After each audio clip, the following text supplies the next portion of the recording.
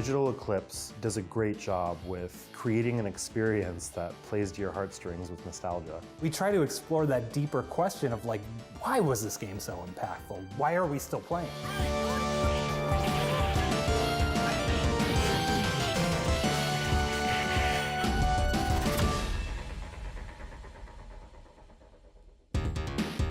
For both sides, for Capcom and Digital Eclipse, we got to talking and it's like, well, it's the 30th anniversary. You know, we could just put out the games or we can celebrate. You know, we can have a party. We decided to celebrate the 30th anniversary of Street Fighter in a really special way by releasing these titles with you know, all the extra features that Digital Eclipse is able to do.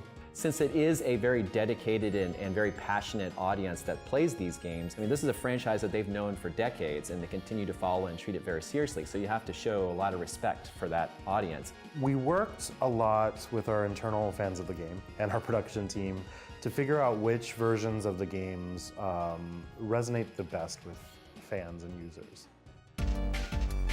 One of my favorite parts about working with Digital Eclipse is working with Frank, because he's kind of their historian. It's kind of insane how he can get some of these things that you remember from your childhood, but you just completely forgot until you see them. It's hard. It's really hard to find this material sometimes because we're talking about games that are sometimes 30 plus years old. Back then, people didn't think that these were products that would live on, that 30 years from now anyone would care about. I just think that 30 years of a franchise continuing to remain so popular, that's worth really taking a step back and doing right. How does this product celebrate 30 years of Street Fighter history? What we kept coming back to was an interactive timeline. Not only is it telling you these little moments in Street Fighter history, there's also just extensive art galleries in there. There's something that you can spend hours just looking through and seeing images that had not been released before, or just, you know, choosing a favorite character and seeing how they evolved throughout the decades. It was the best way, I think, of sort of encapsulating what it means that Street Fighter is 30 years old, by just showing that timeline of like all the things that happened in 30 years. And to me, that was a really important feature to include in it.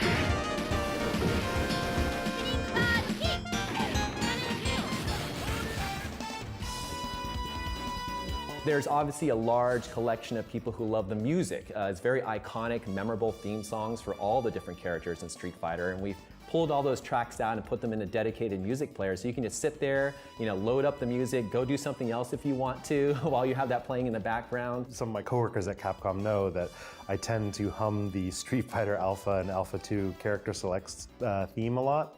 So the fact that we have it in the game where you can put it on loop and just listen to it forever really made my inner child happy. Back when Super Street Fighter II was released in arcades, there was a mode, if you had 4 cabinets, where you could link them together and have an 8-person tournament mode.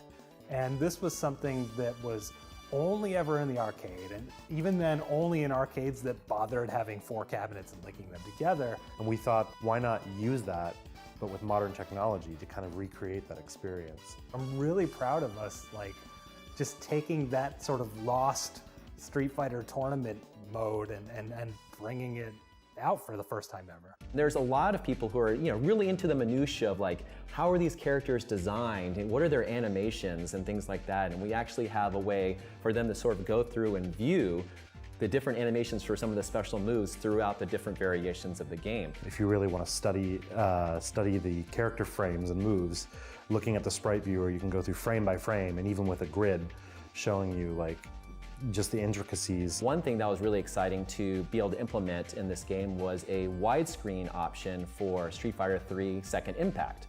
So the original arcade version of that game had an option to do a native 16:9 kind of widescreen presentation. And of course, back in the days, arcade monitors were not really in that format, so it wasn't something that most people really saw. And now players can enable it and see a full screen, like beautiful representation of Street Fighter III Second Impact.